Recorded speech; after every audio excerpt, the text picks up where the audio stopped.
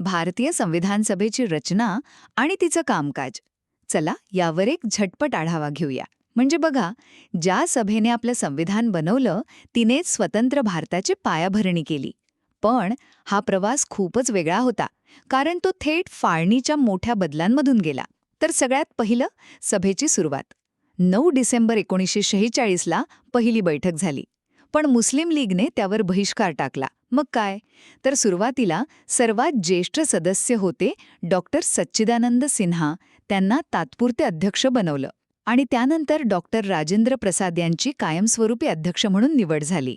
आणि हो, याच सभेत पंडित नेहरूंनी ती उद्दिष्ट पत्रिका मांडली, जी पुढे आपल्या संविधानाची प्रस्तावना बनली. दुसरं म्हणजे भारताच्या फाळणीचा परिणाम. 3 जून 1947च्या योजनेनंतर जेव्हा फाळणी निश्चित झाली, तेव्हा सभेचं स्वरूपच बदलून गेलं. पाकिस्तानमध्ये गेलेल्या भागातील सदस्य बाहेर पडले, त्यामुळे एकूण सदस्य संख्या 389 वरून थेट 299 इतकी कमी झाली.